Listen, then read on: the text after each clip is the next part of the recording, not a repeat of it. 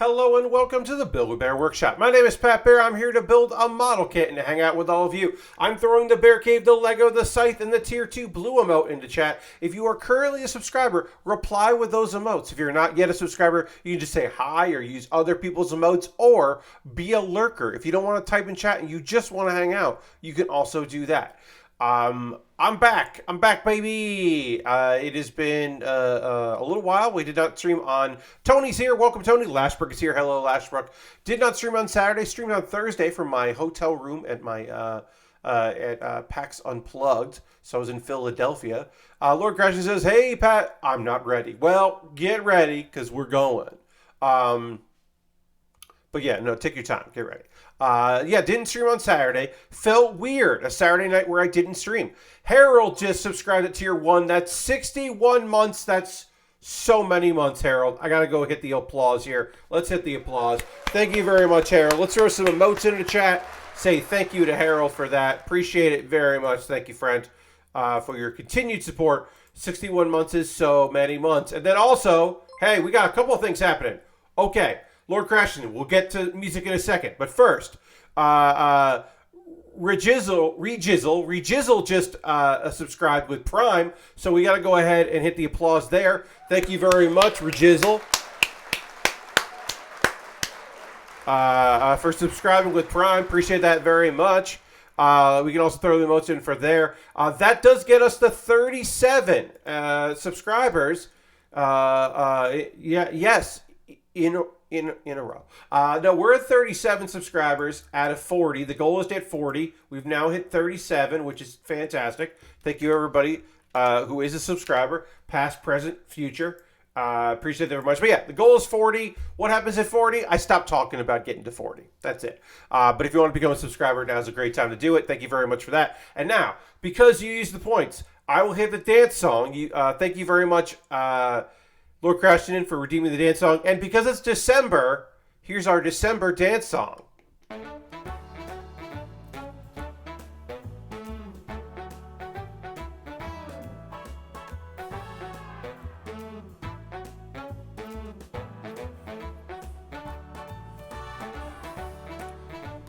That felt like a Christmassy song to play. Ballroom dance song. Yeah, but it's got a Christmassy vibe to it. You know what I mean? It feels seasonally appropriate. And it doesn't get a content strike, but it does trip censors, meaning that someone's like, hey, somebody has this copyrighted. Even though it's available on the old Stream Deck without it being a problem, it was still like, hey, but yeah, you're fine. It basically means that somebody will maybe try to collect a couple cents, but it's fine. Who cares? What was I going to say? Oh, thanks everybody for being here tonight. The goal is to continue to work on the Gundam Age 2 Dark Hound Master Grade. We got to work on this Master Grade. We are already doing super well here. Our pirate-themed friend. So we will continue working on this kit, working on the arms. And I will be talking about PAX, my panel, the convention itself, seeing friends, going to panels, hanging out, some of the games I played, stuff like that. But we'll start with a little bit of show and tell here. We're going to start with the thing I took a photo of, and I'll show you one other thing. But we'll start with what I took a photo of here. I'm going to retweet my tweet. See if we can get a few more friends to join us. Again, we are at 37, and we are close because of the new subscribers and the renewal of subscription. We're a little close to getting a hype train going, if that is interesting to you. Let's go to the overhead here. Main overhead, great. And then we'll go, what's that? Oh, that's this stuff here. Great. Let's zoom in a little bit and look at my new friend. I did this last year. You may remember I did the Warhammer, Fantasy Warhammer figure. And this year I did a 40,000K figure, as you can see right there. And my apologies for having a little dirt on my nail. Multiple nails. Let's see if I can line this up right so you can see it better. There it is. I zoomed in a lot, so I have to be careful here. So I painted this. When I painted this, blue was a lot more striking than it is now. It seems to have kind of muted a little bit in the couple days. The green I really like. I love the two-tone. Excuse me, I'm drinking a little water here. Sorry about that. I didn't lose my voice this weekend, but I definitely strained it by just talking all weekend to a wide variety of people. Also, wearing a mask and having to project through that. The thing I am most proud of, I would say, of any of this. Oh, I got the backpack is two-toned here. This is a blue. It does now kind of look a little purple, but it is a nice blue. I think I did pretty okay with the dry brush technique of this was a pretty bright gold that I hit with a gray. Dry brushed the gray and kind of wiped it off as I went. And I'm feeling pretty fucking good about that. Thank you, Harold. I appreciate that. This is my second time doing this kind of paint. I'm by no means an expert, obviously. And I wouldn't even class myself as that great at it. But they have that at PAX, sponsored by Warhammer, where you can go and you get a little tutorial. There's like a guide and somebody that you can ask questions of. And I just kind of picked my paints and went for it. I remembered what I did last year, as and kind of there. You can see there's a few spots where I missed it. It dried in a way that left some spots, but I'm feeling okay about that. And the gun I just made pure black just to kind of do something a little different here. Any reason for the Devastator theme, says Lashbrook? Well, I wanted the gun to be black, and then I wanted an accent color, and I looked through the accent colors because I liked this blue, and the green really spoke to me, and I knew it would go well. So it wasn't necessarily that I was trying to go with that theme, the Devastator from Transformers. I just thought that was a nice contrast color. And so I purposely made it, I had painted this all blue here and then didn't do the little lines, the vents and stuff, because I thought it was kind of neat to think that the inside of this would still be blue, as if this was like a custom job that the Space Marine here had done. I just thought that would be neat. But yeah, I would say that this is where I'm most happy, is how the base turned out. But yeah, that is kind of like what I did. That's the closest thing I did to anything that I do here. Was a little bit of painting, and I'm fairly pleased with the results. And then we'll look at the only purchase I made this weekend outside of food. The only thing I bought at PAX, it was pretty inexpensive. I have to get the little thing later, but to put them in, I bought some dice. These were inexpensive dice, and they're not heavy by any means. I like my die a little more weighted. Now this table is bad for rolling dice. These dice do roll pretty well, but this table kind of just gives them a thud, so you're just kind of dropping. That maybe get a bounce, but yeah, I thought these looked pretty neat. They were inexpensive, and the company that a friend of mine works for had these for sale, and yeah, I went for it. When I do D&D and various other tabletop things here, I'm using a random number generator on, and I'll be honest, the idea of having dice available is way more fun than the idea of just using a tab and having to go to it, or having it on my phone for random number generator. This is just, it's more tactile. I mean, it's it's dice. So I'm excited to have that. And then you don't have to go in and like, okay, well, I need one D20 and I need two D6, and I got to go do the math of figure that out. I was like, no, I'll just do this. And it's like, okay, I got one D6, I'll roll it twice, and I got my one D20, I'll roll that. Dice are fun, Aristophan. Hi, Aristophan. So this was my only purchase, was this. I have a little box for it. I just have these out. And I'll most likely just like, in New York, I have a lot of dice, and I have a D20 that's very big, and I always keep that because it's a very big D20 that I love. But it's nice to have some available dice, and I never felt like taking them from New York. I also don't know where they are in New York. They're in a box, but I don't know which box they're in because I didn't label that box with dice. So now I have dice. There's some dice. Yeah, there's some dice. I would probably have to adjust my the overhead camera here, which we use, I use for model kit building, obviously. I did use to film my improvised postmortem panel, so I don't know if it's quite where it needs to be as far as an overhead. John, just subscribe with Prime. That's 15 months saying, I have a D100 somewhere around here. Dice are fun. They are fun. Thank you very much. Let's the old applause there. Thank you, John, for subscribing with Prime. Appreciate that very much. And last person, dice are fun, but I will always use an app for coin flips.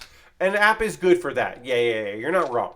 Like a 50-50, it's cool to do that. But yes, thank you very much. That also, I didn't put these up, so this is a perfect time to do it. We're now at 38. Thank you so much. Thank you, Aristofan. I will be linking to the improvised postmortem in the middle when I do my plugs. I will be promoting that because I do have a new episode of Pat Bear's Anime Club, which is Pat Bear's Manhwa Club. That's right. I did a manga episode and then a manhwa episode back to back because I'm the boss of me. But yeah, I think it's time for postmortem, but I use this camera for the overhead here. We gotta get building here. Gotta get into it. We did the arms here, put the arms together at last we looked. And the next thing to do is, first thing to do is widen out a little bit more because that's just too close. The next thing to do is to work on the shoulders because we can do that at the same time. So put these aside. We'll just kind of put that there so you can see it. Let's talk about it. If you didn't see my stream on Thursday, I did an hour from Philadelphia. The only thing about Thursday was that my flight, there was an issue with the door of the plane, the passenger door, so they had to kick us off the plane for a while they worked on that. And then they worked on the door and it was fine. And the flight was fine. It was just landed far later than I would have liked because it left far later than I would have liked, which was frustrating. But then we arrived. I got to my hotel, checked in, tested the internet. It worked great. Wi-Fi was fantastic the whole weekend, which was very nice for shenanigans. Although I did, at one point, it stopped working for me on Saturday night, and then came back and started working again. But it was still connected, and my phone worked. I think I hit a limit, which they were like, oh, complimentary Wi-Fi if you're part of the hotel's rewards program, which is free to sign up for, and blah, blah, blah. And I was like, sure. I should have assumed that they had a limit. I'm going to guess I hit the limit because I was I uploaded Improvised Postmortem, and I didn't try to I uploaded it at very high quality. It is the nicest video I have because I don't usually film in that high quality, mainly because my upload here in South Carolina is balls. So I do I do a 720 instead of 1080 on most videos.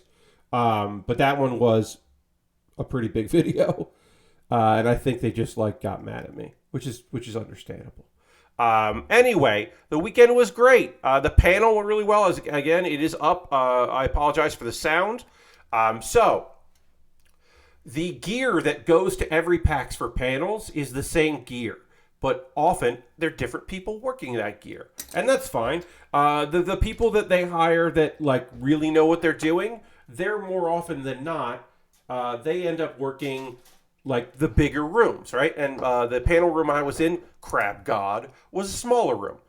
So I had somebody there that certainly knew what they were doing, but it was a Friday night, the first night, when I was like, hey, here's a USB. And he was like, what? And I was like, here's a USB drive. Please record audio coming out of the booth. And he was like, oh, you have a recorder? And I was like, no. Those soundboards, you can there's a USB port there. You can plug in this USB and then just hit the record button and it will record the audio. And then when you press it again, it'll stop. And he was like, oh, I didn't know that. And okay. Now, what I didn't do, then he said, I tested it and it works. Now, what he meant by I tested is he hit record and then he checked the USB and there was a file on it, which is nice that he checked that. But when he said, I checked it and it works, I assumed he listened to that file, and he didn't. So the audio out of the board the gain was way too low, and it's unfortunately not usable. He did record it. It just didn't turn out good. So I just had to use the audio that came out of the camera, which is great, except when people laugh, because then it's really loud and it gets blown out. And spoiler alert, people laughed a lot because it was a good panel that people liked. And I'm not using hyper. I'm the king. I'm the best person ever to use hyperbole. But I'm not in this case. It's one of the best improvised postmortems I've ever done, and was really nice because I needed it. Last year's show was fine, but nothing like to write home about, and I was really happy to have a fun panel and do a live performance that I was proud of. It's just nice. Okay, so it's gonna go like that. It was just nice to have, and people seem to like it, which is great. And also, my panelists had a good time, which I'm always happy with. I had Tommy and Corey from Inhuman Conditions, which is a great game. They were showing that game, so it was nice to have them. They did my panel last year as well. And then joining us was Bill DiPiero, who is a improviser and podcaster from New York that I knew from UCB back in the day. He was on a house team for a while. He's a great, funny guy. I've known him for a really long time, and we've never actually worked together before. I just knew, I tech shows he was in and knew him. But because the world is so small and weird, you're like, Pat, that's neat that your friend Bill was just, we dropped some frames there. Sorry, buddy. So weird coincidence that he was there, and just you asked him to the panel. It's like, also, Bill is Tommy's brother-in-law, and Bill was the one years ago to be like, you hung out with my, at that time, future brother-in-law, Tommy, and I was like, wait, what? Because the world is small and weird, and it's just that is just cool. It is a cool, odd thing that, a dude that makes games just happened to just happened to marry Bill's sister. It was this very small, strange world. Harold says, I hope to see you do it at PAX East. Always a fun time. So, we'll talk more about PAX Unplugged and the games I play and all of that. I don't want to lead anyone on when I say that, so I will not right now declare anything. But I will say this. I would very much like to go to PAX East. I had a great time at PAX Unplugged. And I didn't go to PAX East this year because there was, I was thinking about doing it, and then in January, a bunch of people got sick, and I was like, is this the new normal? Is this surge the new thing? It wasn't. It was just a surge. We're going to get another one. Spoiler alert, folks. We're getting another surge. It's coming. I'm sure of it between holiday stuff, Thanksgiving, stuff, and then future Christmas stuff. It's going to happen. Hanukkah stuff. It's happening. But it did get me thinking that, I really do want to go. Now, I am not saying that I'm going to be there. I'm not declaring my intentions to attend. I am saying simply that I am going to endeavor to make it happen. When I know for sure that I am going to PAX East, I will let you know. Or if I figure out for sure that I'm not going to PAX East, I will also let you know. But I would like to go and do some panels. I'll say this. It's weird to do to only have one panel and have it be on a Friday and then have Saturday and Sunday left. I usually have the last day or if maybe if I was at I've had days at West where I didn't have a Monday panel, but I had several throughout the weekend. So it was weird only having one panel. My goal for East, if I do go, would be to have at least two panels. Improvised Postmortem is always something I want to do. And Pat Bear's Anime Club, I've only done live once. I've done it 2 digital PAXs, but I would love to do it live. So the goal would be to do it live again, because now I have a better understanding of how that show works, and I would have, I know plenty of people that would say yes if I asked them to be on it because it's a fun panel. So I would like to do those too. At the very least, I would like to do those. And then maybe something else. But the something else, can't say. John says, a digital one would be a fun one-off idea. Yeah, I've certainly thought of that, John.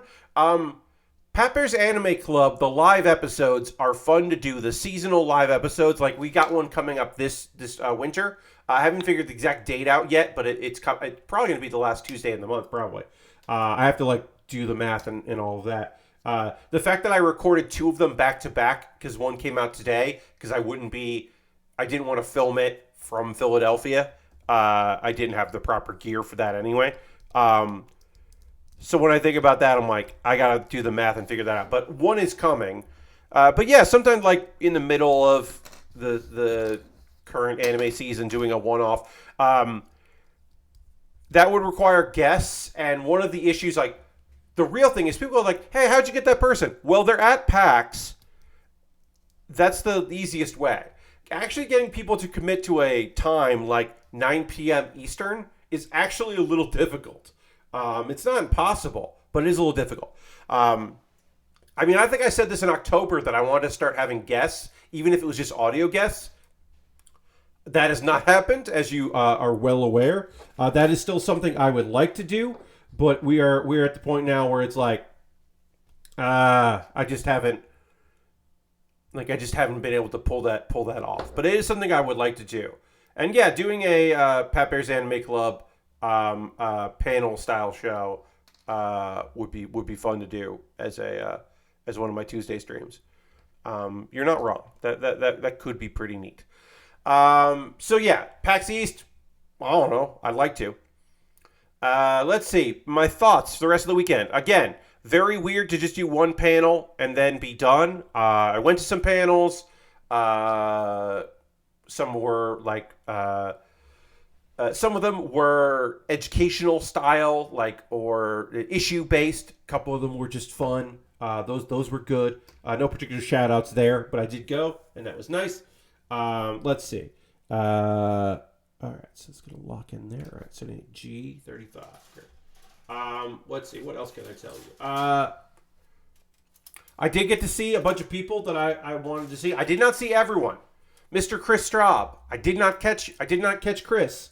Chris is the person that I would like to see. Chris does not, or at least for Unplugged, does not table anymore for Unplugged. So he used to be someone that was easy to find because I would just go to Bandland, or in the case of PAX Unplugged, Brandland, and see. So did not see him. Saw Tanya pass, which was very, very fun. Love Tanya. Shout out to Liz Star. I did see Liz Star, who we have rated in the past.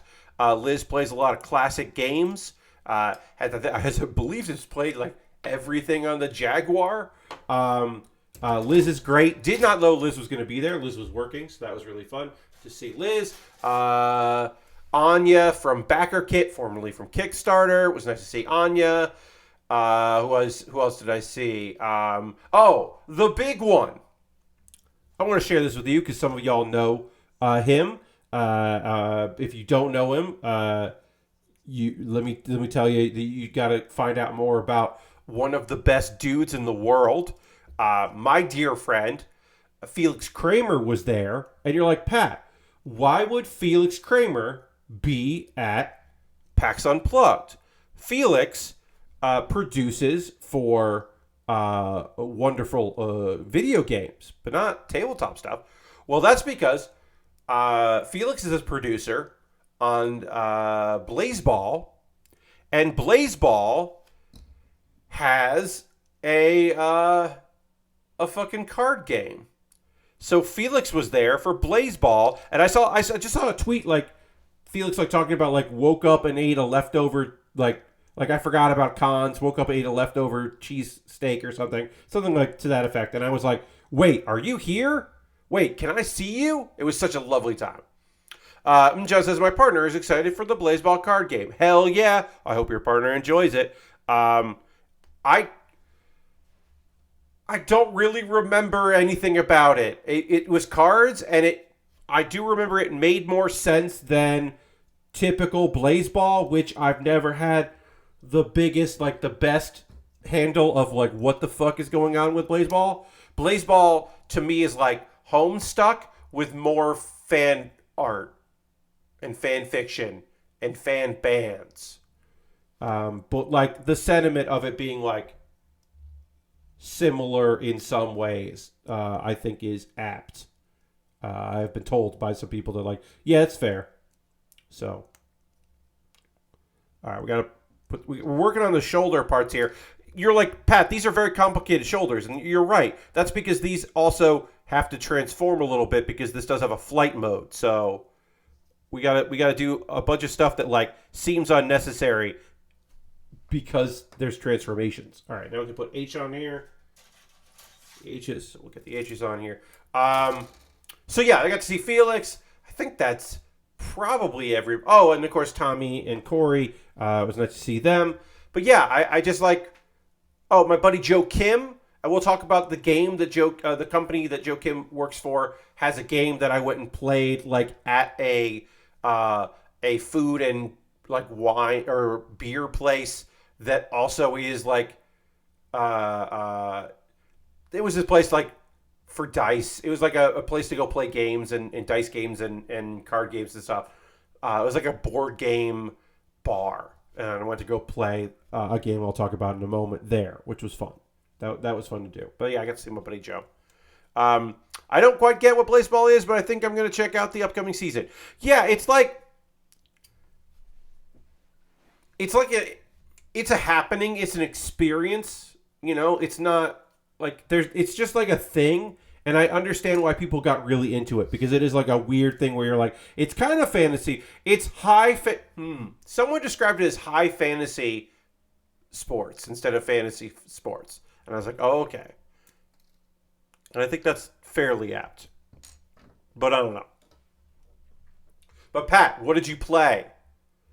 So I don't play, look, one thing, I don't play a lot of games at conventions because I usually have a lot of stuff going on, like panels and seeing people and all of that and like meetings and that. I did play a few things this show. So I will talk about a few things that I did play that I thought might be interesting to talk about.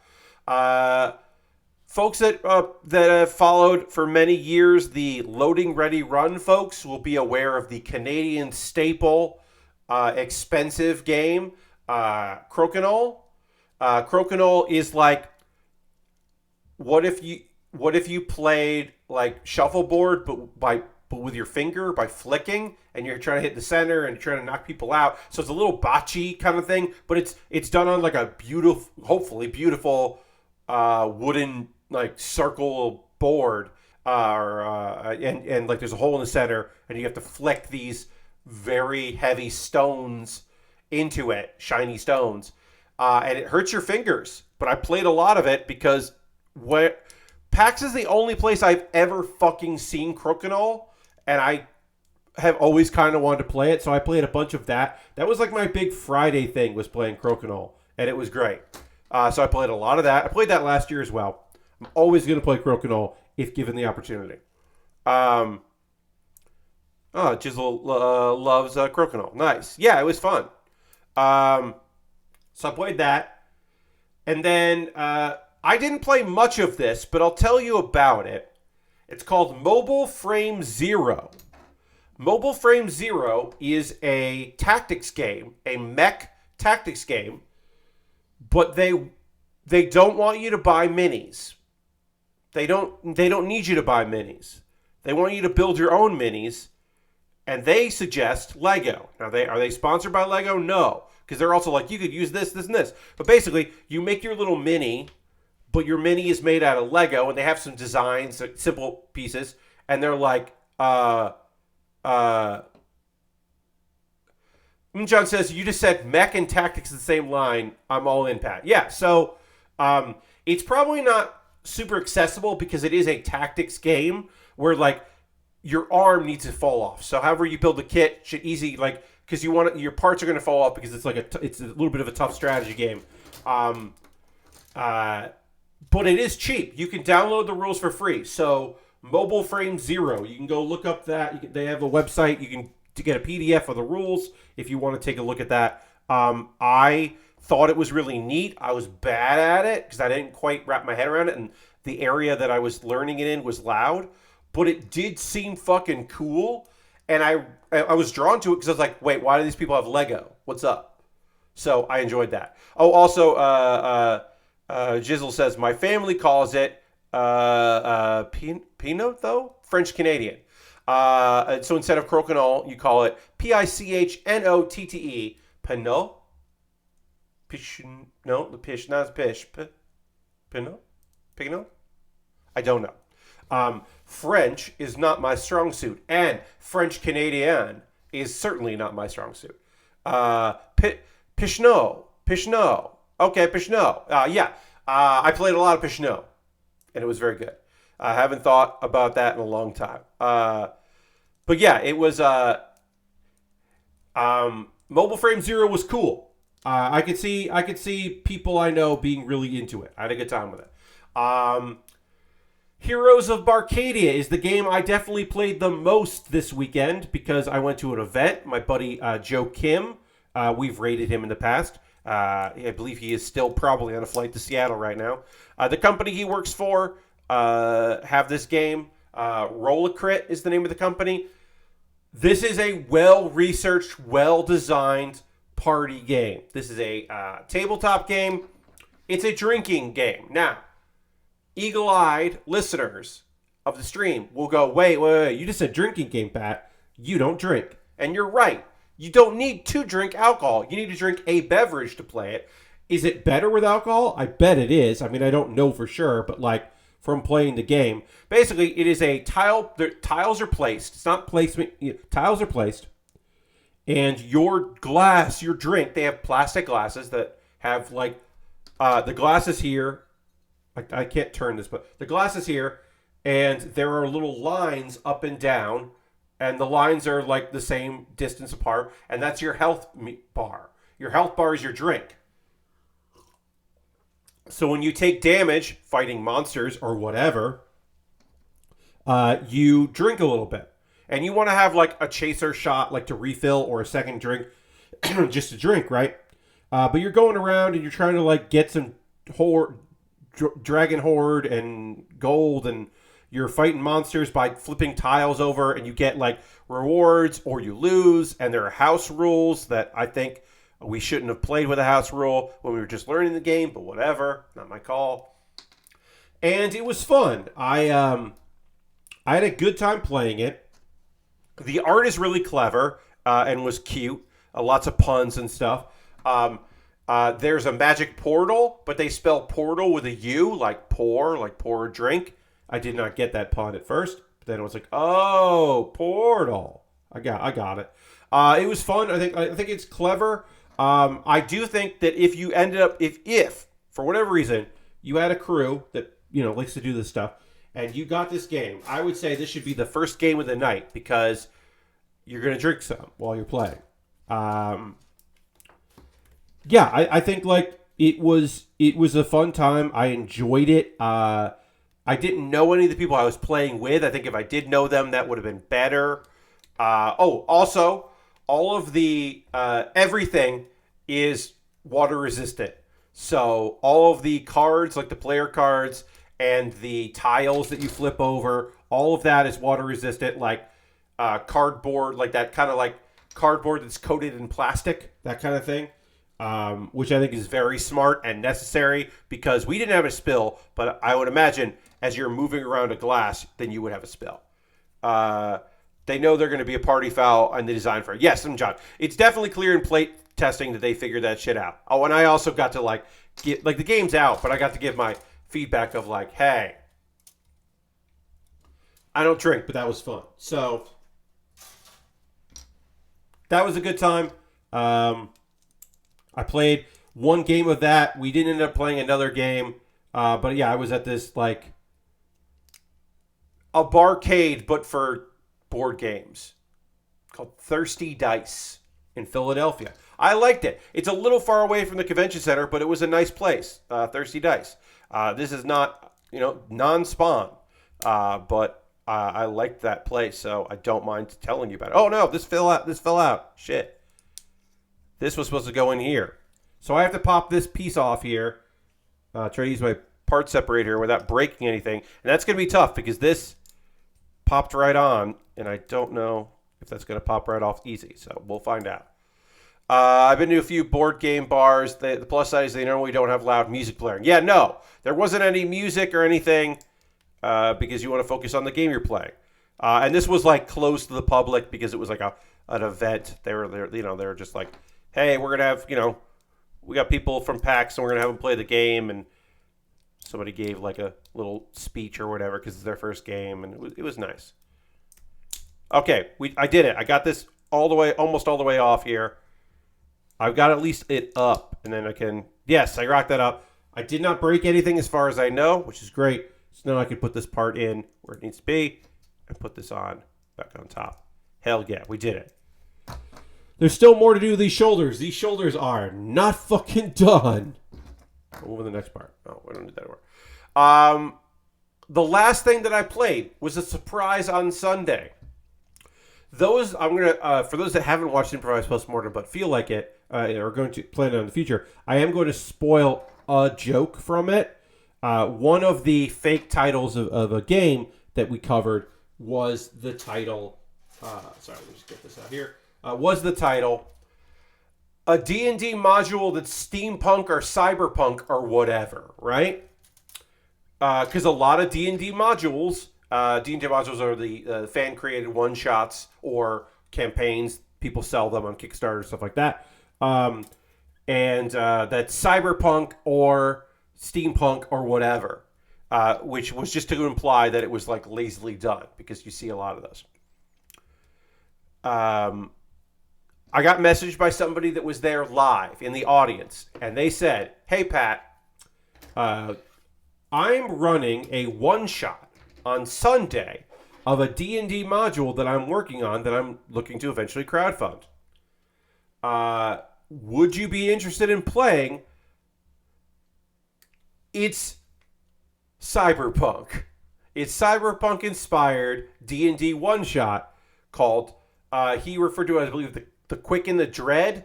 It's not the official name, but he was calling it the Quick and the Dread. And I was like, well, I did joke about them, and you're nice enough to invite me. And he was like, yeah, it'll be like 45 minutes, and I'll bring enough people, so you just have to show up at this, this place that was going to be in the convention center in one of the free play areas. And I was like, you know what? Yes. I have been looking to do more one-shots. I didn't go to the random signups to find a spot or anything like that. I hadn't done any D&D that weekend. I haven't done any D&D with people face-to-face in years now. Since 2019 was the last time I did D&D looking at people. So, you know what? Yes. And I gotta tell you, friends, this is pretty fucking good. Chris is I do not know his last name. I don't know his last name. But Chris is a talented, how do I say this? I don't know if I love the campaign. I like the campaign, but I enjoyed Chris as a GM. Chris is a great GM, knows the rules that he is building. There were a few points where he was like, and didn't quite know what was going on, and I think a friend of his was playing, and they were talking after about okay, so this happened, and has that happened before? No, I don't really know. I didn't know what to do there, and working on going through the motions. I appreciate it. Trying to make it happen. I think that's grand. It was fun to do somebody's one shot and work on a system there, and. I mean, it was more like future noir than cyberpunk, really. It wasn't that punky. It was cybery, but it wasn't really punky. But it really felt like a future noir more than anything else. But I don't want to say that. But I'm saying it to you. It really did feel more like that. It was more going for a like a noir, but like with technology, which sometimes cyberpunk can be, but it's not definitely what cyberpunk is. But I enjoyed myself. I thought it was fun. I was happy to do that. And that's all I played at PAX Unplugged, a convention where I don't really play a lot because I'm mostly walking around talking to people, seeing a few things. I went down to, I can announce it's out there. It happened. Finally, Aristocrat, it might be a little bit more Blade Runner. Yeah, a little more Blade Runner than like Cyberpunk 2077. Yeah, I think that's apt. I can say I had nothing to do with this. I'm just excited about it. Whoops. Oh no, hold on. Things are falling. Diversity Lounge finally has a new name that isn't terrible, like Diversity Lounge. PAX Together is the community, the queer-focused community of organizations. So we got plenty of orgs there, like GamerX and the Trans Lifeline, and generally like local queer stuff in whatever city area. Like Seattle gets a lot of like Canadian, like Vancouver groups. It is the queer-focused organizations and occasionally some panels. Is their area for people to kind of like stop in. Sometimes they can play games and hang out. Sometimes it's just to get some information or to make a donation or to just be like, what's this weird room? Oh, the hair in here is excellent. That kind of thing. They used to be called Diversity Lounge because that was a quick, oh God, what the fuck did Mike say? What the fuck is Mike saying? Good night, Harold. Well, Mike says some weird shit sometimes, but he does, there's a lot of great people here at Penny Arcade, and we're going to make sure this is a make good. We're going to call it a Diversity Lounge. And the thing I've always said about the Diversity Lounge is, one, that sounds like an initiative, not an actual thing. Sounds like, and two, if you're going to call it a lounge, you have to put like couches or something in there. And they never did. It's just like, that's not what this place is. You got to make it fucking cool. But now it is PAX Together, which is a better name, especially for what it's trying to do. Because the other thing that I've always said to people that would listen to me was, I just need to know, is this a cool, safe space for people who are othered or questioning? Is it that, or is it a place to like broaden and answer questions and be inviting, or is it both? And that answer, I still have not gotten a good answer. I believe it is mostly both, but sometimes some people are not there for both. They're there for one or the other. Because if it is like olive branch, then like you got to figure out how to do that right. And if it's a safe, cool spot, well, then you got to do fucking more because it's not that yet. It is, but it's not enough. There are not enough resources for that, for it to be a cool place for people to like get away from the con, to like be with like-minded individuals and allies and such. Then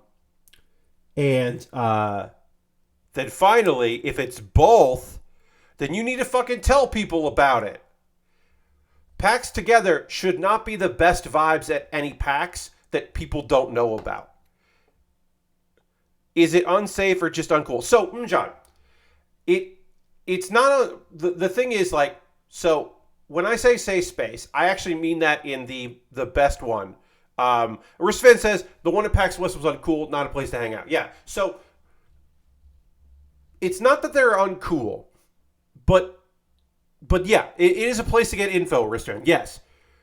I've never had a clear answer if that is the intention or the side effect, or if that is the people, like, because like it should be community. And PAX Together does sound like it's more like community, where you can get information about things like resources, like, or like, imagine this: you and your bros, or your dudes, or your ladies, or your non-binary pals. You and your pals Go to America. You leave Vancouver and you go to America and you go to PAX West. You go to Seattle. You've been to Seattle before, but this is with your friends. And you hear there's like apparently in your city, there's like a gay gamer crew, like a queer gamer crew. And there are like events. You can look it up later, but what if you went and talked to somebody from there? Like, you all got alone time. What if you just like went in and talked? That has to be there, and it is there, and that rules. But also, what if you're like, I'm at PAX and I'm living me because I'm here alone. I'm going to be the version of me that I definitely am, but like not everybody knows. And I'm going to like this weekend, I'm going to put on a name tag and I'm going to like tell people the pronouns I need them to be fucking using. And I'm going to be like my authentic self. Oh, it would be nice if I could have some people that would like I aspire to, that like could like build me up a bit if I went to go hang out with them. That's got to be there too. And it's a tough balance to have both those things.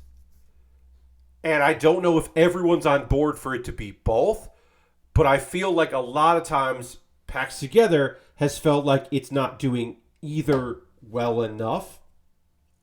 And also, I think a big issue of it is like where it's been for PAX West was like a hallway, which was good for people walking through, but it wasn't like a destination. It was like it had good foot traffic, but it didn't have like you got to find this place. Hey, where do they put that this year? It didn't have that kind of a thing, which like to me is essential. It needs to have that draw. It needs to have that like.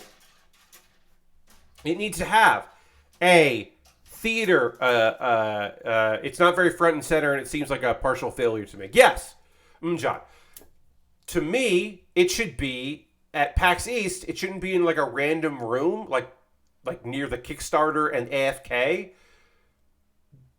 There should be PAX Together should be like in the lobby with like Bandland. Like that's where it should be. It should be like. And, like, make it cool. And, like, have it a place where people can hang out. At PAX West, it was... Yes, last year, they moved it to a room. I will say this about PAX West. I do not blame them for PAX West last year. I was not there. But I do know that last year, the new building was supposed to be done, and it wasn't. So last year, or this past West, came together really hot and was not where anyone wanted it to be. So I don't necessarily put that in there like that's where they ended up, because they had plans to do it differently than they could do. But yeah, I love the idea of it's like a place where it's like you got to kind of know to go there because that's cool. But also like, I don't know, there's a percentage of people who deal with hiding who they are too fucking much, and I want them to be celebrated, and I want people to be like, oh, what's up, and like figure that shit out. And I think you need to be a little more loud about it. I think a 2-room approach. I believe that there should be, my opinion, and I've actually said this before. I've talked to people. I'm not just talking out of thin air here. Is that the information-based PAX Together / Diversity Lounge should be somewhere where it's easily accessible. But then there should be events, like a place to go. Like, I'm not saying, oh, all of the queer panels should be in like their own theater that's just for queer shit. No, you need that everywhere. But I do think that like PAX Together meetups, like a space, like as anything from like whatever is fucking like a block of the band room when they do the room that were with instruments and stuff. If they ever bring that back, like a block that is like a bunch of queer acts together, and it is used as a meetup spot for people that are looking to hang out and like have an excuse to get together. I think that is like a prime example of something that could be done to like make it encourage people to like meet up and get together and all of that, and see each other face to face and like, yeah, I don't know. And I had a friend of mine say, "Hey Pat, you should put your money where your mouth is and help promote." And they're not wrong. And I don't have anything to announce about that right now, but I will say that I do endeavor in the future to be able to showcase PAX Together a little bit from my pulpit and my, privileged position. Did PAX South have such a place? I never remember seeing it when I went there. Yes, John. So, the Diversity Lounge did exist. It bounced around. Was a lot of places in PAX South. Also, PAX South was the unique PAX that had the Latino Alliance. They had a different name than that, so I apologize. I don't remember. That initiative came in after I had stopped going to PAX South, so I don't remember the name of that. And that kind of became PAX South, like one cool weird thing was that showcase. All right, so this is not. I did one of these wrong and one of these right, and I have to figure out how I did it wrong. Sorry, everybody. This is this is taking longer than I would have liked because I think these are on wrong. Yes, these are on wrong. These sliders are on backwards. I think that'll fix it. Sorry, everybody here. Yeah, I think that's right now.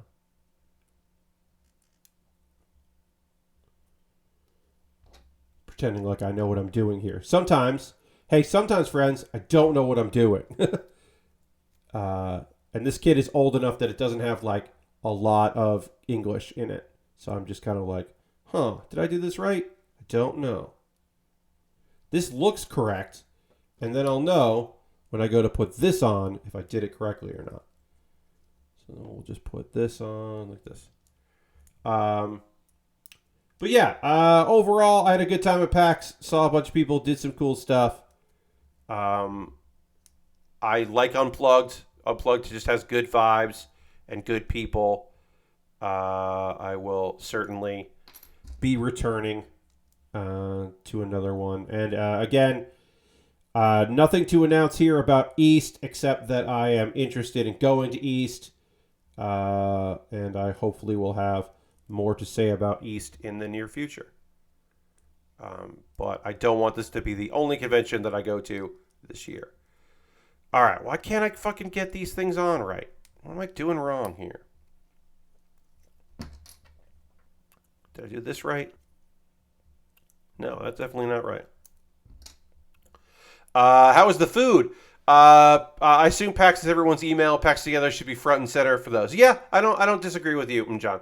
And Lord Chris says, "How was the food?" The food was fantastic. I wait till Sunday to have my very fun, very good cheesesteak that I got in the market. So I didn't go to like one of the top places. I went to the market for it because it's right across the street from the convention center, and that's just convenient and easy. So I did that, and that was really good, just like tasty. Happy to have a good tasting cheesesteak.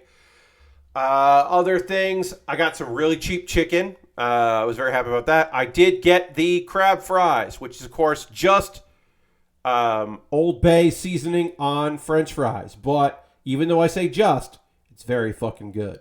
Oh, that's tasty. Ooh, I got this on right. I did one of these right. Hell yeah. Let's see if I did the other one right. Did I do this one right? We'll find out. Hold on. Nope. It's not on right. It should slide right on there. Oh, it did. Yay! I did one part of this fucking shoulder correctly. Hooray! But yeah, Sunday night I had dinner, which was very lovely, and got some Chinese food because that area's got some great Chinese food. And then I was back at the hotel, and I'd run out of snacks. I had a microwave in my hotel room, so and a mini fridge or a good sized fridge. So I had I had stuff like soda and whatever, just snacks and stuff like that, because it's better than getting stuff at the convention center and all that. And I was like, huh, I need to eat something else, because I'd eaten, but I was like, I need to go get something. Let's see what's up.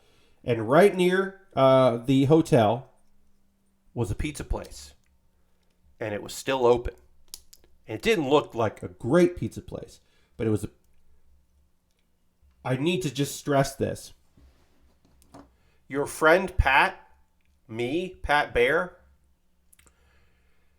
I used to eat pizza, I used to have just a slice of pizza several days a week. That was my I'm on my way home. Oh, I need something a little bit more before I get there. What am I going to do? I'll just get a slice on the way. That was my MO, and I did that constantly. I constantly would just stop for a slice on the way to someplace, or on the way back to my apartment or something like that. I did that all the time. Can I do that here in my area of South Carolina? Fuck no, I can't do that. So even though it was Sunday at 11 p.m., they were definitely getting ready to close. Maybe 11:15 or something. I go into this place. I get a big slice of cheese. Is it good? No. But I got it Sunday at 11 o'clock, and that has to count for something. It was very good for 11 p.m. pizza that I got at a random place whose name I did not learn and will never remember the name of. For that place, it was really good. Got to get a personal pan pizza at Pizza Hut. No. I just needed something. I just needed late night pizza, and that hit the spot. I didn't get dumplings. I was trying to get dumplings at this place I bet you before, whose name I cannot remember, and I apologize. So I didn't get out for that. But overall, mostly it was just good. Lots of good. Was happy. Was there. Getting particularly getting those fries, the crab fries. I was happy about that. This is tasty. This is seasoned fries with Old Bay. It's just something I could do that, I guess. I guess at home I could make that happen someday. I just haven't. Right, is this on backwards? Yes. How the fuck did I do that wrong? I did that wrong. How did I do that wrong? God damn it, everybody. I did one of these wrong. This is right. Can you tell the difference? One of them is correct. It's this one. This one's not correct. So, I'm just, you know what it is, friends? I'm just getting back in the zone. Didn't stream. Didn't stream on Saturday. Worked on a Lego set, the Wolverine mech armor. I'm just figuring it out as we go. Oh, that doesn't feel good. That doesn't feel good to come on. That doesn't.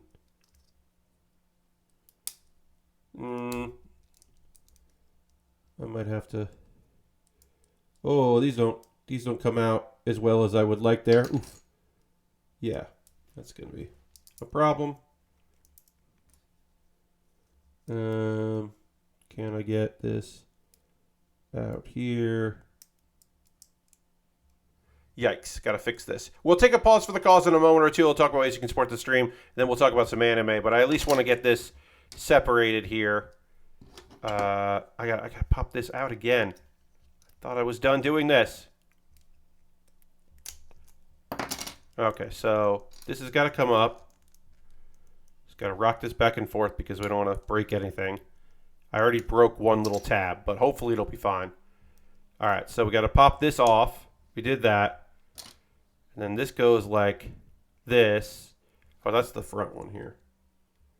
All right, so that's going to go in the front there. All right, now I got to pop these out.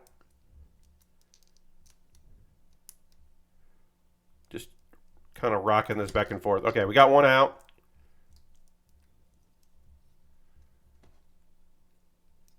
Zones are the new melts. Yeah. I don't even know if there's a...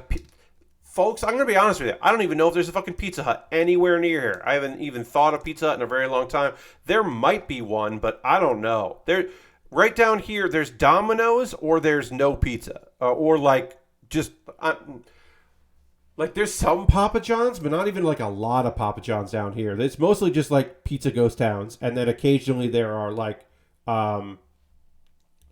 there are spots that have like good pizza from like somebody from New York or Connecticut or Massachusetts came down and opened a pizza place. Like that is kind of the MO. Okay, so now this is on correctly the first way. Then I got to remember that goes back in there.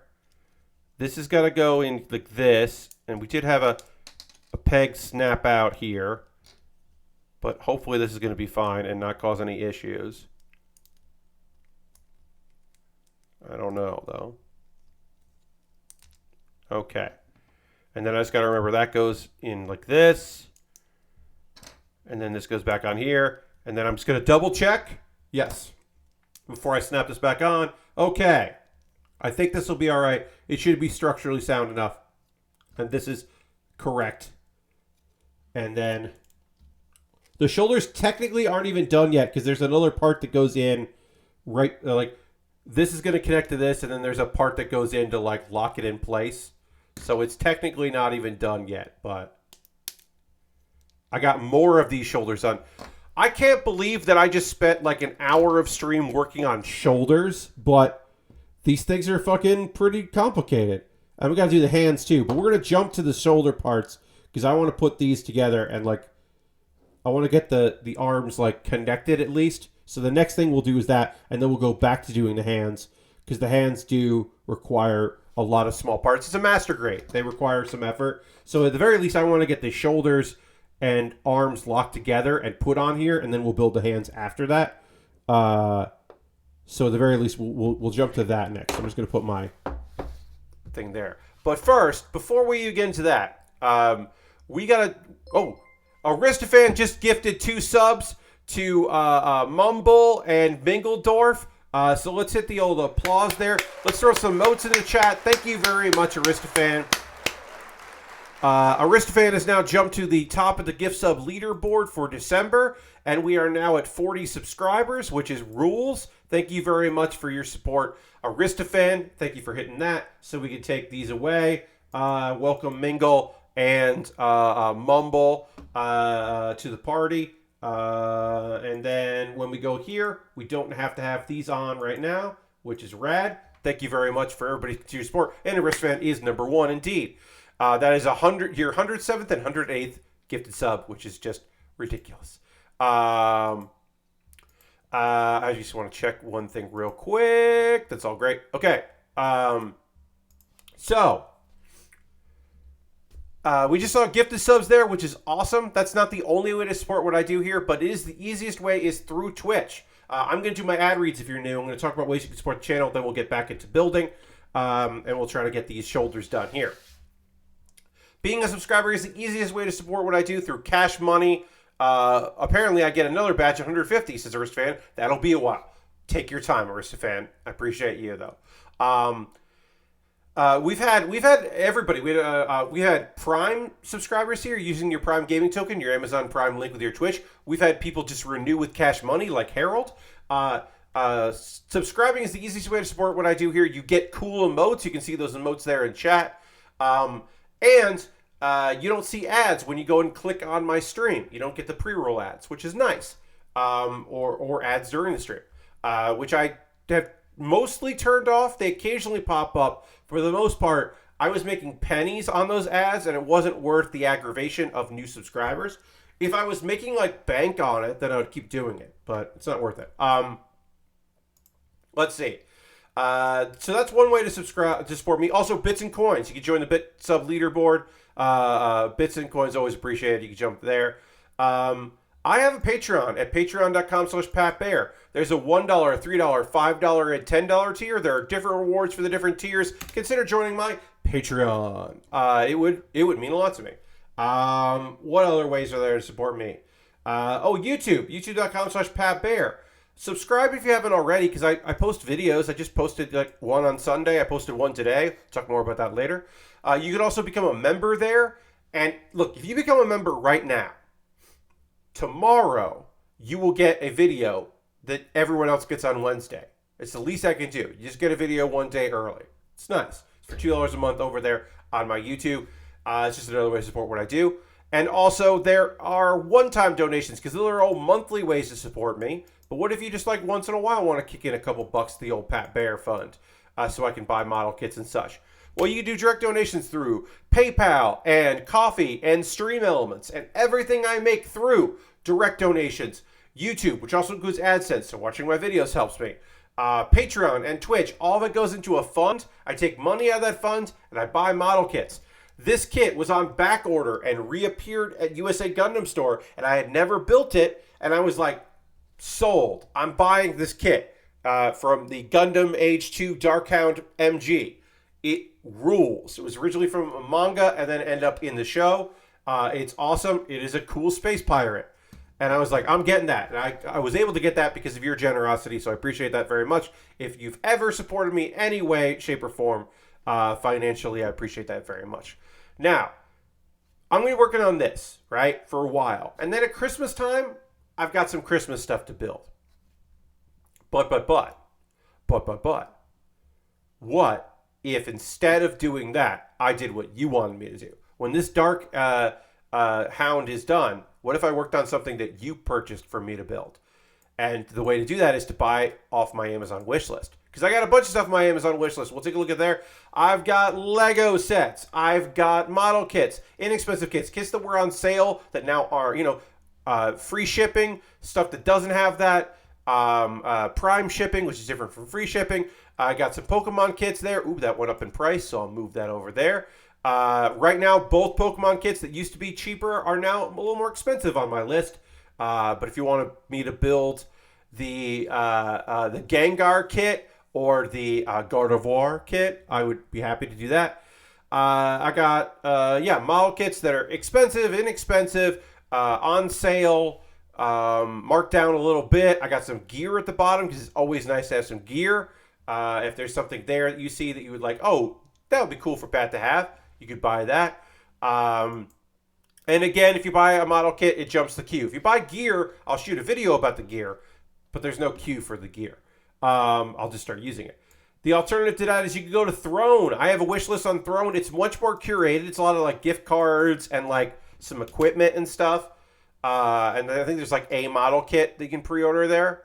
And then also there's USA Gundam Store. You can buy a gift card to USA Gundam Store, and you get an email with the gift card code, and then send me the code, and then I'll build it. USA Gundam Store. There's a link there to gift cards. You got to make an account there, but you should, because it's support a local business, even if you don't live local to Florida. This Dark Hound was purchased at USA Gundam Store, so there you go. Okay. Then if you want to support me for free without spending any money, join my Discord. I post build photos, I post stuff I'm working on. People just post things they think I would be interested in, and maybe you're interested in those things as well. Video links. We've got, please check out Improvised Postmortem for PAX Unplugged 2022. That's right, the panel I did on Friday, now on YouTube, because it was not streamed, so I could not rip the stream archive. Instead, I just have the YouTube. I filmed it myself. Pat Baer's Anime Club. I just put up a new episode today. This is technically not Pat Baer's Anime Club. It's technically Pat Baer's Manhwa Club. And it's me recommending some manhwa that I really like, which is South Korean comics. Because 2 weeks before this, I did a whole thing on manga, on vertical scrolling comics. And I was like, I should actually just do one on manhwa. I've always said I want to do one on manhwa. There's another deep dive that I have in me for manhwa, which would probably be like an exploration of like, I should put the link there. An exploration of like why there are certain tropes in there. But instead, this is kind of overview of like a few stories. One that ended, one that's going to be an anime, one that I thought ended, but apparently it didn't end because they got new episodes coming out, or chapters coming out, but maybe it's actually ending. And then some that are just like cool and weird and badass. And then Do You Remembaer is my ongoing video series where I hastily do research and then film myself talking about the research that I did. And this one is about names for association football, because some parts of the world call it soccer, and some parts of the world call it football, and some parts of the world call it kickball. It's less places call it kickball than anywhere else, but... And the origins of it, how the name soccer is actually from schools in England, but then they're like, no, that's what you call it. It's just because they call it association football because they already had rugby football. And then we called it soccer because we already had football. We already had American football. And it's just foot games. And then some places call it like kickball. So... I don't know. I think there's something to learn in that one, and it was fun to do. All right, I'm going to drink a little water. Then we're going to talk about some anime, because I've got anime to talk about here. So we'll get into that. We do not have... what was I going to say? I did not talk about Spy Family tonight. No Spy Family, because I didn't get around to watching the episode, because I had a bunch of stuff to do this weekend. So I will talk about Spy Family on Thursday, because I'll have time to watch that before that. But right now, we are going to dramatically transition to the overhead camera and then get back to working on these shoulders and trying to get these shoulders and arms connected to our frame dramatically while I drink some water right now.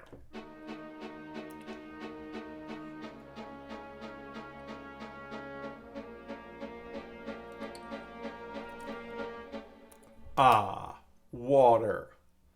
And also, let's talk about some anime. Oh, I dropped some frames not too long ago. Sorry about that, y'all. I have no control over that, unfortunately. I do need to, I think I gotta refresh the router. I think that would be helpful. Anyway, let's get this arm and then this arm. Let's get these connected here, because it's going to go like this, and then there's a piece that goes into that, which then goes down on here. And we'll do that now. And we'll do the other side as well. And then we could do the hands, but I just want to get these done so that I can say I've got some work done. And while I say I've got something done, we'll talk about Uzaki-Chan Wants to Hang Out Season 2. Every show is getting towards, something happening, although the ones that are more, romantic here, like I assume the thing we're moving to is, hey, we're going to have Sakurai,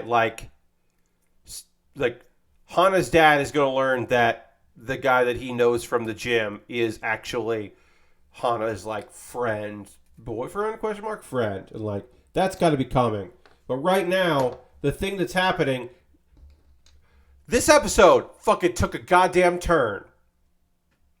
So Hana, who still is I'm not ready to admit that I like him, but I know that the Sakurai likes me, Shinichi. So,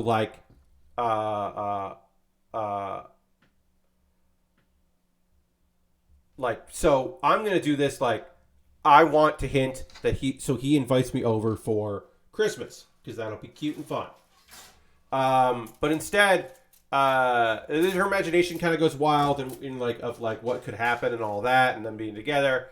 But then he, asks her something, we're not quite sure what's going on there, but it's not that. It's not to hang out. And she's mad, so she's like, all right, well, I'm going to punish you. We're going to watch a horror movie. But then she's the one that gets, very fucking scared. So she's just I can't leave, so she has to stay over, and it's awkward because it's been a while since they had a sleepover, but no alcohol was involved this time. So, they just have an awkward, hangout. Let's see here. Sorry. This is going to go the same way, right? Yeah. So they just have, an awkward thing. And then as Christmas Day approaches, Hannah goes drinking with Amy and Sakaki because she's kind of still mad they're not spending time together. And then we get this fucking weird cliffhanger because we meet Nodoka, who is Sakurai's younger sister, who he did not know about. And it's what the fuck is going on? And I might have been tired when I watched this. In fact, I know I was tired when I watched this. But, like, that feels like it came out of fucking nowhere. Like a complete left field weird thing to happen. And I was like, what is going on with this anime? So, hopefully next episode is going to be, like, some kind of indication of what the fuck is happening here. But it was weird. And it was, like, you know, it was flirty at the beginning and kind of fun. And I do like when Hana is, like, mad at him because he has no concept of her being mad or like what he did wrong most of the time. Occasionally he knows. Usually he knows when she's embarrassed, not when she's angry or why she's angry. But I don't know what's going on with this like new sister thing. What's going on with there? I don't know. It feels late in the season for like a big weird reveal like that, but whatever. I didn't write it. Okay, Mobile Suit Gundam, The Witch from Mercury. If you were like Pat, there have not been enough very fucking cool battles in this anime, then you fucking got it. I hope you're happy because you got a lot of goddamn beautiful looking battles in this episode because it's a fucking fight. We got ourselves a fucking fight over here. We got Shattuck, who is trying to take over the new company Gundam, the company that Morine started with the Earth House, her ragtag group of would-be capitalists, to kind of do the whole like, actually, Gundams are good, y'all. If used properly, they're fucking cool as hell. That whole initiative that he's been kind of sabotaging. Because he basically got the school to rewrite the rules. But then Mirane is like, wait, you brought this on us, so how about a duel? Now, we've seen like the overconfident characters. We've seen the I hear that Gundams could fly and dance and not kill their pilot. Yes, true. They definitely could do that. All right, great. We got this part done. Let's go back and do the hands here. So basically they're like, we've had like, I'm overconfident because I'm like a weird gifted person or genetically created, or we've had, I'm confident because like I had good training and I know what I'm doing and I can like definitely beat you. This is the new one, which is actually, why would I fight you by myself when I have a harem of lady pilots, one of whom is like one of the best people in the whole school. And I know that if we have a team battle, you've got maybe 2 people who are good. And a bunch of people who are pretty shitty at this because they are bullied people. Or like at least one of your people is like talented, but doesn't have the money to like have all the cool shit that she needs. So this 6-on-6 is like really strategic. Basically, like she wins, they change school regulations back to where it was. He wins, he gets control of Gundam, the company, and they're like, well, we're gonna stream it. Which later we figure out, oh, it's definitely because she was like, it'll be good PR if we show how cool the Gundam Ariel is. It'll be good PR for us, which spoiler alert, it is. It is good PR for them to be like, hey, check out this cool mobile suit, doing cool mobile suit shit. All right. This thing has like hands. You got to build the fingers for the hands. It's got hands, you know, like a mobile suit does, but it requires like putting some pieces together here. So we'll be doing that right now. It's got its own sprue just for the parts of the hands here. So we got to put those together. Got to do the nice fancy hands. And then we can figure out what fingers we want. And I think we want the can hold weapons hands. We're going to do the can hold weapons hands here in a minute. Because that's how I prefer the can hold weapons. But we got to do that. All right.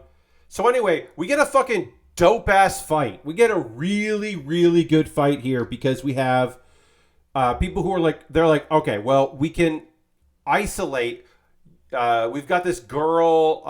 What's her name? Sabrina. Sabrina can like keep Suletta occupied while Choo Choo gets like her ass beat. In Gundam in mobile suit form. Which is definitely like the ace of their team, and the rest of them can kind of get picked off. But we learned something here. Suletta shows off a hidden power that we did not know about, which is, hey, guess what? You know that bullshit that you use to fuck with people? That, like, the anti-Gund technology? That shit doesn't work on the Ariel. Sorry. Does not work. You fucked up. You thought you had a plan. Your plan backfired. Also, hubris, because he's just like, what happened? Where did I go wrong? I guess his big thing is I should have done a better job of trying to seduce Mirene to like win her over, and she's just like, no, it's too little, too late. Like, nah, because to me, she's just like, no, and like to me, it's like. No, the reason why you lost is because you didn't finish anybody off. Hey, what's up? Welcome. You were gifted a sub by Aristofan earlier. So I hope you enjoy that gifted sub. But yeah. Thank you for the follow. 1978 Black Phantom. Appreciate that. Thanks very much. Oh, we got to build the... I'm missing one piece I got to put on here. E. I need E. E is here. So yeah, this fight was fucking rad. But yes, basically, they thought they had it, and it definitely did not work out. But Earthhouse wins, and then Gundam's popularity is skyrocketing, because it's just like, wait, this Gundam fucking whips ass. What's up? This pilot is cool. And she's just like awkward as hell, but like in a lovable way. And it's good. Now people are like, the pacing of this feels really weird because there hasn't been like a big tragedy yet, other than the prologue. And to people like that, I say, oh, this is not 12 or 13 episodes. This is I believe 24 or 25 episodes. So that shit's coming. Don't you worry about it. Drama will happen. It's on the way. It's just not here right now because it has it has like a double core. I believe it's a back-to-back core. Let me actually. Sorry, I don't remember. I'm going to go over to Anichart and see what Anichart says. And then let's see. We're going to go to airing and then which Mercury. Tell me this information, Anichart. Anichart says, it does not say how many episodes in here, but, okay, no, it's saying end December, and there must be another half of it. Okay, so I believe that part 2 is coming. When is part 2 being released? Let me look at April. Okay, so they are taking a core off, so it'll end in December. We won't have the winter season, and then the spring season will be back. Okay. Yeah. So they are taking a break. I mean, they're taking a one-season break. So it isn't a back-to-back. Here's the thing, right? Obviously, since it's great, you want to see it.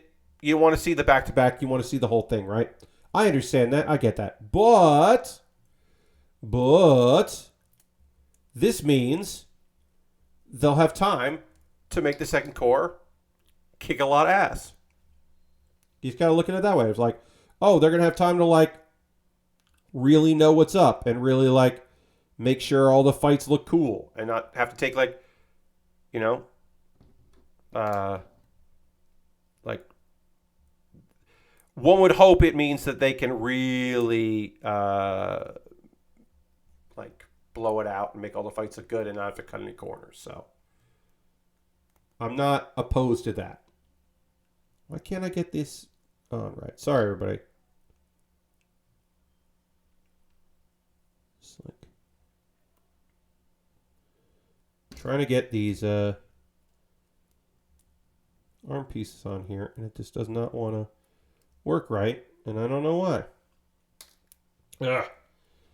I'm having a lot of. That's wrong to say. So I'm not going to say that. I'm not having a lot of trouble tonight, but I am having some trouble tonight. I don't know if it's like I got up at 7 this morning to go to the airport, and I did not take a nap today. Occasionally, I will take a nap if I'm up very early and then streaming. Did not take a nap today, so I would say that probably I am sleepy.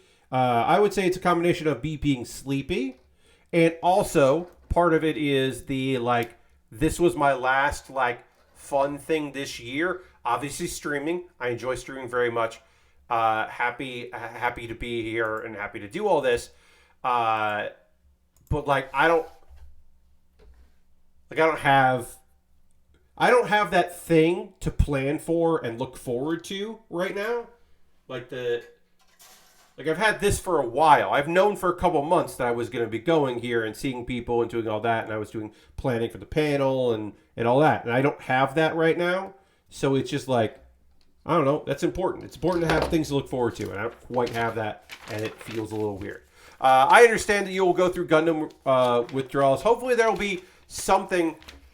Is that in the winter season? There's like a quote unquote realistic like mecha series. I don't know if it's not realistic in the like the science, but I think it's realistic in that like there's like robots, but also mechs and stuff I should say, but also like the main character is like a project manager or something. I don't remember the name of it.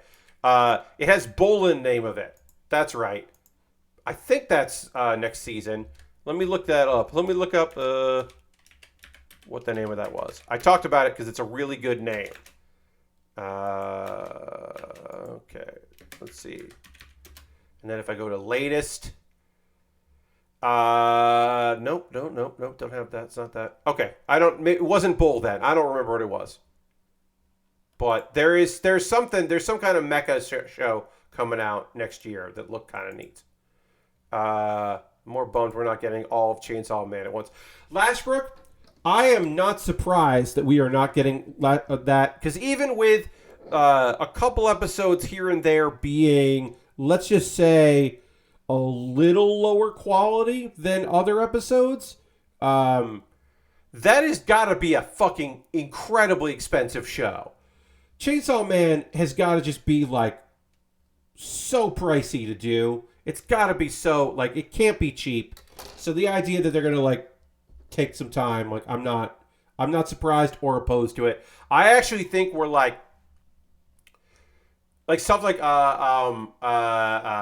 the third season of Irma-kun is a 2-core, and that's just a straight shot. I think those are going to become less and less likely, and it's going to be more and more likely that there'll be like a split core. And you'll get time in between, because we've seen a lot of that lately, and I think we're just going to see more and more of that because it's just easier on them, I think, on production, and it hopefully means like a higher quality show, or like, because to me, having the season break sucks, right? Having the in between, I know it sucks. I agree with you, it does. Hey, we just got raided by Lunar Jade. Welcome, Raiders. Hi, everybody. Thank you, Heather, for the raid. Hello, Raiders. Happy to have you here. Thanks for coming in to the stream. I'll go to this look here. We were just talking about how sometimes in anime lately, it seems like the new hotness is if you're doing a 2-core, a double-length series, that you take a season off in between. And how, while that does obviously suck, in my opinion, it's still preferable to the random week they took off because production got behind and they were able to negotiate with the TV station that they're just going to, like, miss a week. And, like, that sucks. It sucks because, like, Crunchyroll doesn't fucking tell you. Like, you've got to, like, you go to the website, you go a couple hours after it went up or whatever, or, you know, simulcast, whatever you're doing. And then you go to hit, like, to watch the thing, and then it's just not there, and you're like, what am I supposed to do though? Where's the show that I want to watch? And you have to like go on YouTube or to see like some dumb video that someone made about the delay happening, or maybe it's on Twitter. High Dive is a little better about it, but like Netflix, like, that actually reminds me that we should be at the point now where Isekai Uncle from Another World should be back. I'll have to verify that. I don't have that information in front of me, but that should be back because that was up last season then moved. Anyway, hi, I'm Pat Baer. If you're new, we're gonna go back to the overhead.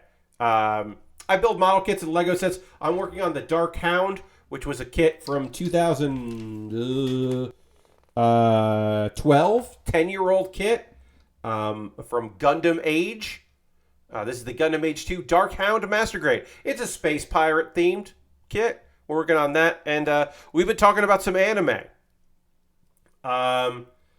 The latest episode of Beast. Oh, sorry, I just started. Let's see here. So go back one. Lashbrook says Chainsaw Man is going to be a 3-season at least. I think. I could see that. They're going to be 3 seasons. Yeah, like I could see that. Like it's doing really well. There's a lot of source material for it that's done, so you hopefully won't run the risk of catching up to it because there's been a lot of it. So all that's good. So hopefully they'll take their time with it and won't have to put filler in or anything like that and can properly adapt it because it is a very popular manga and a very popular anime. GD Warble says, oh, hey, I just started making Gunpla a week ago. This looks real neat. Yeah, so this is a master grade, which is one of the more complicated because it's big. So master grade is the 1/100 scale. The smaller scale is the 1/4 scale, which is your like kind of most popular and most like easy to acquire scale.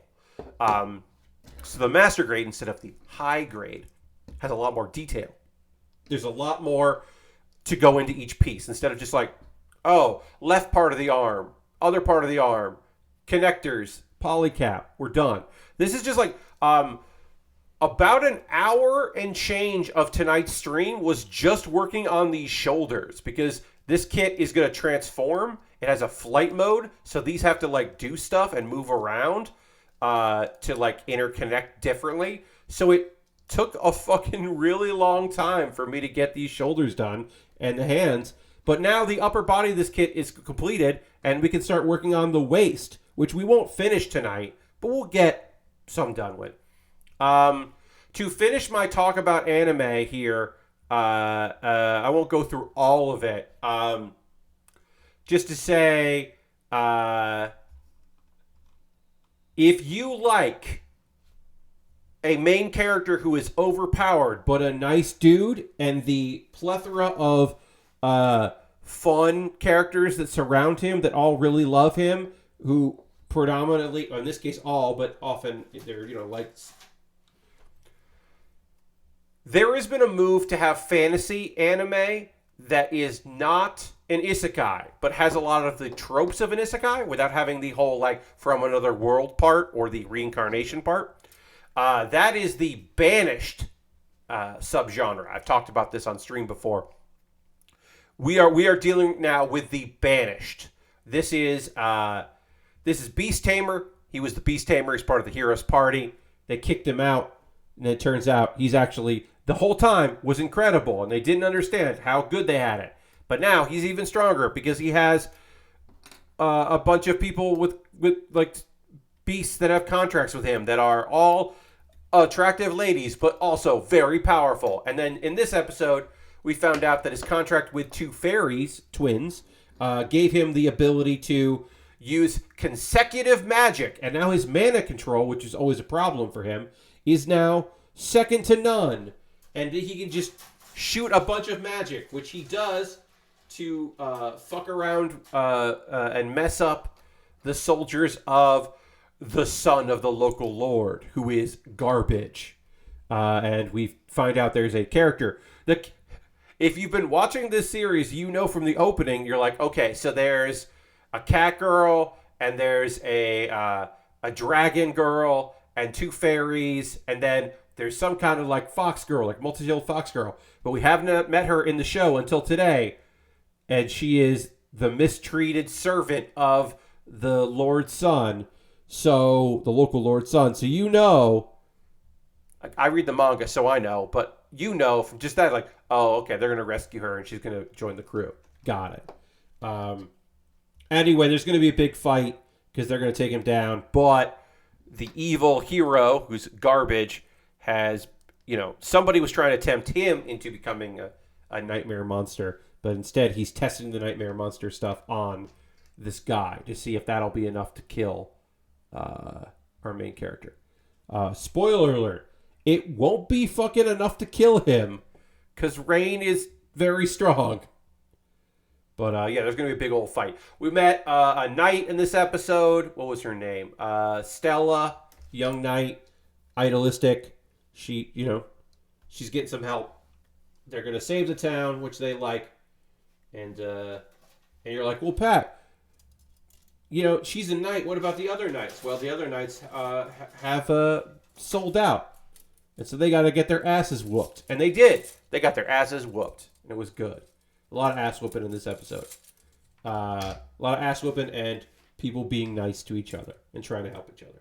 So, good episode. And then I don't know if I can truly recommend to anyone management of a novice alchemist. I love the premise. I love a cute girls doing cute things series. And we have 3 of those this season.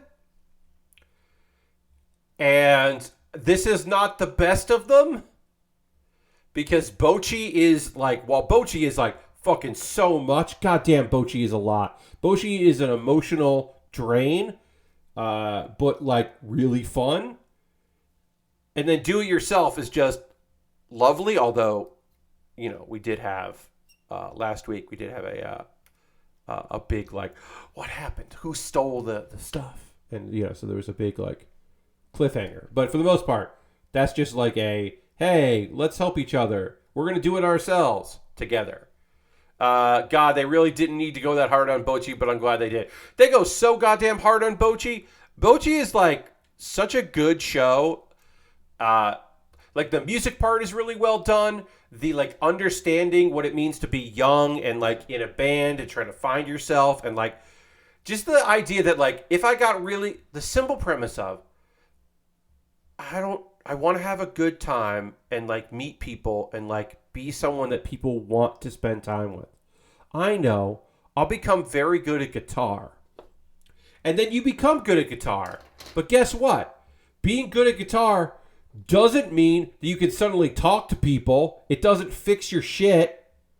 You got to work on that stuff. And like holding up in your room and becoming minorly well known on on the internet under a pseudonym doesn't mean that you're suddenly going to like be well adjusted. It's like, no, you got to work hard and everyone's got to work hard. And being in a band, it sucks. And they did. They took a 4-koma gag manga, which is honestly a weird way to present it in the first place. And they were like, okay, well, if we're adapting this, let's just like get weird with the art styles and like tell like a lovely story. But yeah, it's like, I would say if you go from the anime to the manga, you would be like really surprised with what the manga is. It is definitely a more than the sum of its parts and a pleasant surprise about how good the anime adaptation is. I had read like very little of the manga. I was aware of the manga, but I was like, well, if I'm going to watch an anime with music in it, I kind of want to like watch the anime before and then go back to the manga because I'm much more kind of interested in that. So I know some people were just like, this is so different. I don't know, that really like the manga. But yeah, so all of that to say, I don't know if I can easily be like, okay, how does this work? Oh, kind of gives me an okay. It's like that. It just pops in like that. Okay. All of that is to say, there's plenty of very good We are so blessed to have 3 series where it's cute girls doing cute things, or just girls doing things, whatever you want to call it. That I don't even know if management of a Novice Alchemist is like worth really telling people about. I like it because I like this girl that is dedicated to being a great alchemist, so that one day she can buy back the company that she was swindled out of when her parents died. It is a weird show where, like, obviously, if you just like look at the name of it, you're like, oh, this is probably kind of weird, because this is an anime that is like pro-capitalist, of like, well, if we have more money, we'll solve the problem here, and like, oh, the actual solution to this is to work together to earn more money to solve the problems that we have. And it's weird because it is just like it's basically like an anime that is just like, well, you got to be smart about it. You still have to make money, but you got to do it the right way. And people are out there trying to swindle you and get you. I don't know. It's a weird thing. We had a whole thing there where, like, we found out one of the girls is actually the daughter of a lord, and she is a lower noble, which makes sense from the way she talks. Because I just thought she talked like a knight, but instead she talks like the future lord of a area. But it became very clear that the debts they have is suspicious, and the person that's coming in to magically solve their problems in exchange for being able to marry into the family feels very much like, nah. Especially when they find out, like, oh, the person that wants to bail you out, we made it so that they don't have a lot of money. So they're definitely lying to you about how much money they have. I don't think this is actually true. So we'll see how that works. Also, they saw a giant salamander, everybody, and that's not a good thing. If you're like, oh, cool, salamander, that's fun. Nope. In this case, that is a monster that is turning a mountain into a volcano. So that ain't good, my friends. I can't get this to pop in right, and I don't know what I'm doing wrong here. This went in perfect. This just popped right in. No big deal. I'm going to pop that out now and try to do this one first, because see if that was the reason. This is just supposed to pop in here like that. And just kind of like settle in. And it doesn't. I don't know why. So what we're going to do is we're going to go back here. Nice and easy. Again, this is from 2010, which means that I don't have a lot of English in these instructions. More modern kits, even like 2015 on, I would say, probably about 2015, you're going to get a lot more instructions in your that are in English, or even just US versions of kits, or even just like the Japanese versions will have more English in them, which is very helpful if you are just trying to figure out what's going on. You just like reference it. But if you don't have that, then you have to kind of guess and just be okay with being a little wrong. I fucked up the shoulders and had to fix that tonight, so it happens. This just pops in easy, but this one does not pop in a way that it wants to stay. I don't know why.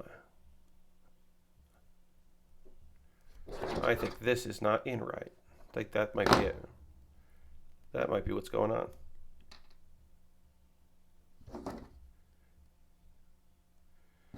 I think I figured out what was wrong. All right, so this is going to go like this. This goes like that.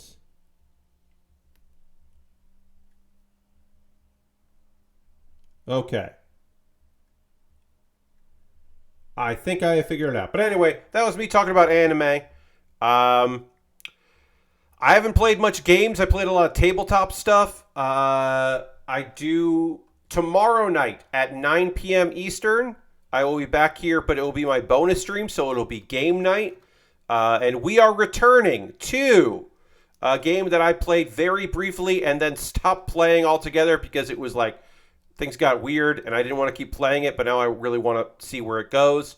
We are going to resume my playthrough of I Was a Teenage Exocolonist.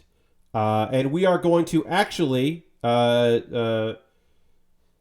start over, sort of. I will talk about it during the stream because I don't want to give a spoiler away. But basically, shit happens, and we can kind of start over a little bit and right some wrongs. We're gonna fix it. We're gonna fix some shit that happened last time that we couldn't stop last time, but now we can stop. If that makes any sense. All right, so this is like. Sorry, everybody. I think the reason why this isn't flush is because of this polycap, and I can't tell if I'm doing something wrong with this polycap or if it's just the way this plastic is. So, all right, we're just gonna peel that back a little bit. I'm gonna pop this back in. This will be the last thing we do tonight anyway, because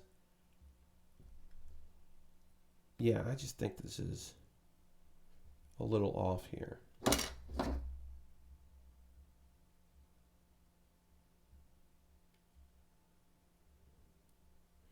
I just trimmed this down a little bit here with my snippers. I just trimmed the rubber here a little bit because I'm trying to make this cut a little flusher.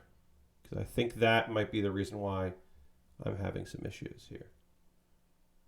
And it goes like that. And then this goes.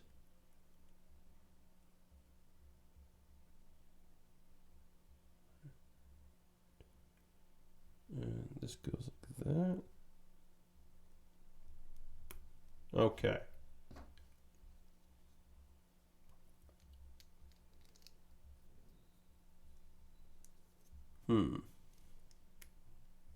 All right, that does feel a little bit more flush than it was before.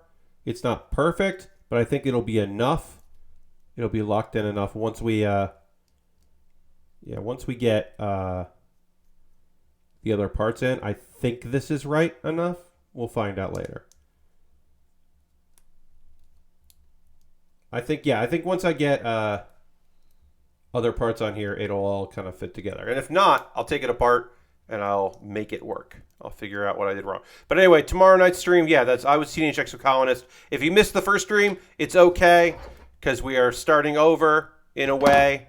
I'm being vague as possible. I'll kind of talk about it once we get into this game tomorrow. But that's at 9 p.m. Eastern. I've been meaning to get back into that game for a while now. And we're looking forward to do that. And why can't I do this right? Sorry, everybody. This is not the best way to end a stream. It's just me very annoyed with trying to figure out why this is not working quite right and just being pretty frustrated. But that is what we're doing. Even if that isn't what I want to do. That's what's happening. All right, well, we got to move on here. I'm going to put on some parts that I think will lock things in place, and we'll get that done, and then we'll probably call it a stream after that. I saw that Deku is coming to Fortnite at some point, says Lord Crashton. I did not see that. I do not pay attention to Fortnite news, but that does not surprise me. You got to get, we've had anime in there before. We'll have anime in there again. That does feel like a licensed property that would appear suddenly in Fortnite. I mean, if you told me that something had never been in Fortnite, like any major property, so our Doom guy and Geralt. Yeah, of course. You could lie to me right there, Lashbrook. You could be like, Marmaduke is coming. The animated Marmaduke that Netflix put out this year. That's coming. And I just go, oh, yeah. Did they get Pete Davidson to do the voice like they did in the animated thing? Sure. I'd believe you if you were like, yeah, no, yeah. We're doing that. I would say, hey, friends, don't go to my Twitter account and watch the end credits from that because it's bad. There's an animated Marmaduke movie. Marmaduke. It's the big dog. Not Clifford the big dog. It's just a large dog that is clumsy and gets into scrapes. They made an animated movie about Marmaduke, and they got Pete Davidson to voice Marmaduke. That's right. Marmaduke talks in this one, and it's fucking Pete Davidson. And at the end, as Marmaduke, the voice of Marmaduke, in the style of Marmaduke, Pete Davidson does a rap over the closing credits. And it's not good. And I kind of hate that I know all of that. I don't hate that I've shared it with you. I do hate that I had to learn it. So I am telling you about it. And I am sorry about that. The large dog and the boring comic strips. Hello, Nike. Welcome. Mr. Beast is coming? Sure he is. You know what? Of course Mr. Beast is going to be in Fortnite. None of these things that you were telling me surprise me at all. All of this sounds completely reasonable to me. Because who knows what anything is these days. Very nice to see some. Yes, this is an age kit. You're right. This is a Gundam age. This was in like a back order fulfillment for USA Gundam store. And I had never built it. And I love pirate Gundams. So I was happy to put this together. Or to start to, anyway. All I know is the movies, everyone appears to be made out of toothpicks except the woman lead, who they, of course, made hourglass shaped. Yes! G.D. Warble. They gave the mom in the Winslow family in the Marmaduke animated movie for Netflix, they gave her they gave her a big ass. They gave her the big mom ass that you get in animated movies of a Pixar persuasion. They gave her the Pixar mom ass. They did do that. They did do that. Why was it animated? Why did they have the dogs talk? I don't know. Why Pete Davidson? These are questions I don't have the answers to. Why did they have him rap at the end? Why did Pete Davidson say yes to any of this, including a rap? I do not know.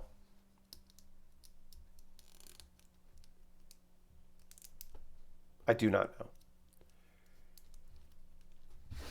It's a bad movie. It's a bad movie.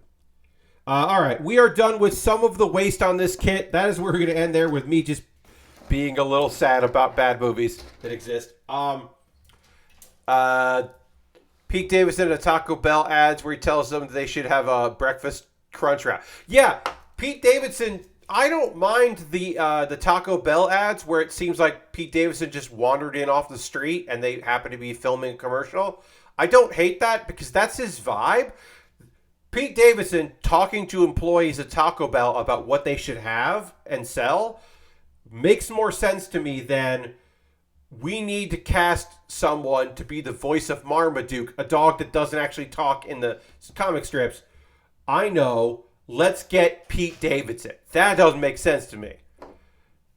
What if Pete Davidson came in and had opinions on Taco Bell? Yes, that makes sense to me. Anyway, that's going to wrap up the stream. I want to thank you all for being here, especially if you came in from the raid from Heather, from Lunar Jade. It's lovely of you.